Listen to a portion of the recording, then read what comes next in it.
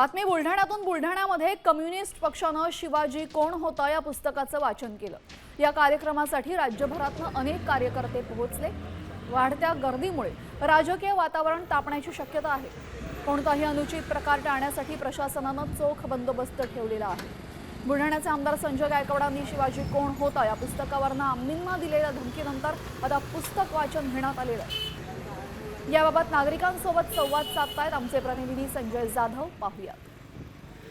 कोल्हापूर इथून प्रशांत आंबे जे प्रकाशक आहे आणि कॉम्रेड म्हणजे जे कम्युनिस्ट पक्षाचे लोक सगळे इथे बुलढाण्यात दाखल झाले आहेत ते आपल्या सोबत आहेत। त्यांना विचारू आपण नेमके की या पाठीमागची भूमिका आहे की भारतीय कम्युनिस्ट पक्षाने 4 दिवसापूर्वी घडलेल्या घटनेची दखल घेत प्रशांत आंबे हा कम्युनिस्ट पक्षाचा कार्यकर्ता आहे।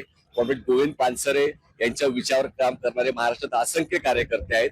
कॉम्रेड पानसरेंच्या विषयी ज्या पद्धतीने आमदारांचं वक्तव्य आहे याचा मी निषेध व्यक्त करतो। आपले जे आमदार आहेत ते अभ्यास करत नाही असं त्याच्यावरून दिसतंय आणि महाराष्ट्राची जी संस्कृती आहे त्या संस्कृतीला साजेसं वर्तन जे राज्यकर्ते आहेत त्यांच्याकडनंच होत नाहीये। ज्यांची जीभ हसळायला पाहिजे ती क्षमता यांच्यामध्ये नाहीये।